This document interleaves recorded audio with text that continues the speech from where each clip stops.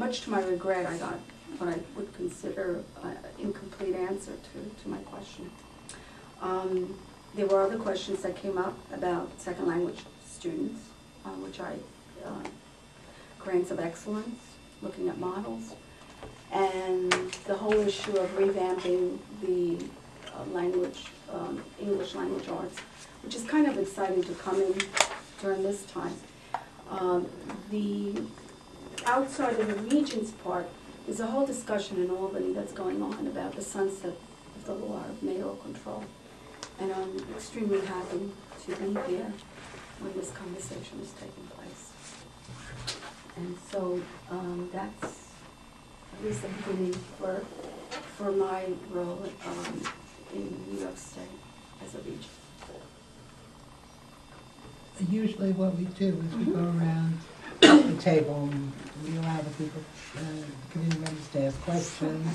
Okay, so we'll start with you, Karen. And start with me. I have a lot of questions, but the one that is probably the most important for me is about curriculum. The state is responsible to set the benchmarks for the city and for the state.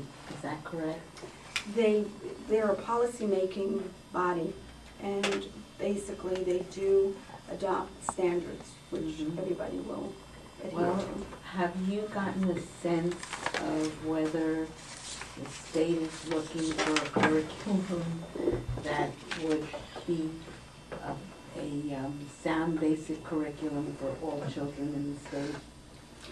I think that it's interesting, the discussion of the curriculum, you know, I think there's some confusion around the issue of, we set standards.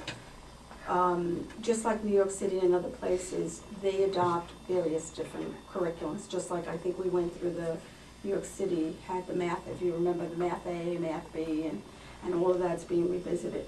The issue of curriculum is still pretty much the LEAs, as long as the children meet the standards. I don't know what LEA is. Oh, I'm sorry, local educational agency. Okay. New York City being an LEA. Okay. I'm sorry. That's right.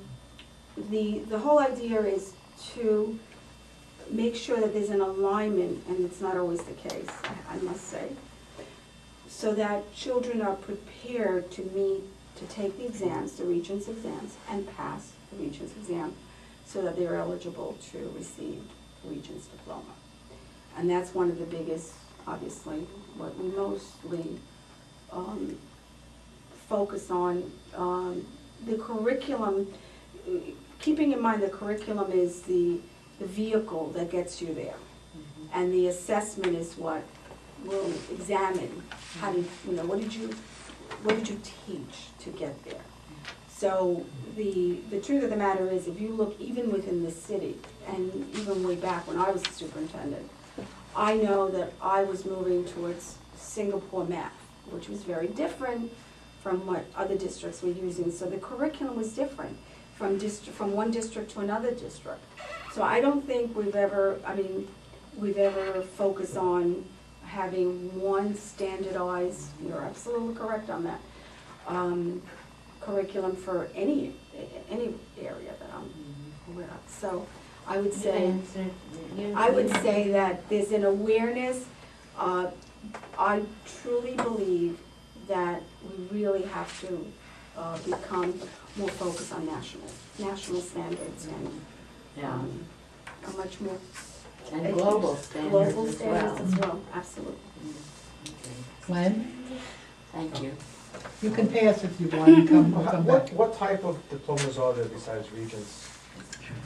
Like, are there different, is there a Regents diploma? The Regents diploma is what students are required in order to graduate. All students? Okay, because somehow I thought if they were like taking other type of courses, or maybe I'm thinking about way back. Way back, you're thinking of when we were growing up, we had Yeah. vocational. Yeah, Remember? right, Yeah. that's what I Yeah, was well, thinking. the only other one is the GED. Oh, okay, so it's different than it's. Yes, it's very different. Okay. Yeah, Okay. but right now, the students are required to have Regents Okay. or, GED if you don't need it. No. All right, thank you. You can, Yeah, this, okay. Okay. okay. Would you like to ask a question? Yes. When I read the article in, I think the Riverdale Review, I felt great expectations when you were named into the Regents. I'm so happy you're there, and I'm also happy that you're there during this time that they're talking about the sunset, control by the mayor, because it's been totally devastating for the schools. I work in a school, and I just can't wait till all this, at least there's the hope of it being undone. My question is, there's an excessive amount of testing in the schools at the cost of the curriculum.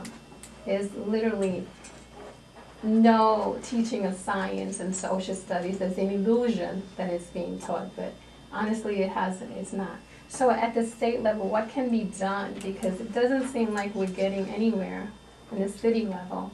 What can the state do? Mandate some, how can you help us to undo what's going on in these schools? Well, first of all, the interesting thing is that in order for students to receive the high school diploma, they have to pass the science, social studies, and so the truth of the matter is that the content area, core content area, have to be taught.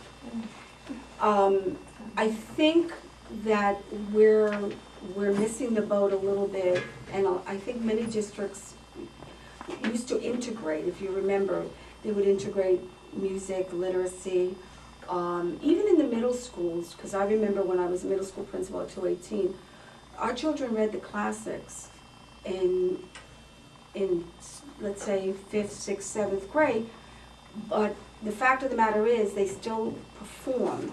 They performed the plays. So there was performance going on, there was music attached to it.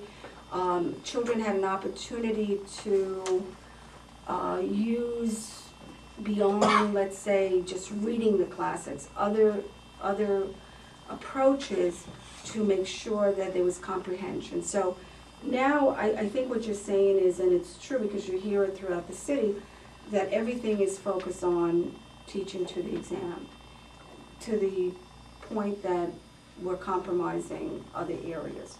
And the truth is that there are children who learn, if we close your eyes and you think back when you were in kindergarten, right? How did you learn your ABCs? It was really through music. You remember you used to march around in A, B, C, D. We all remember this, the song.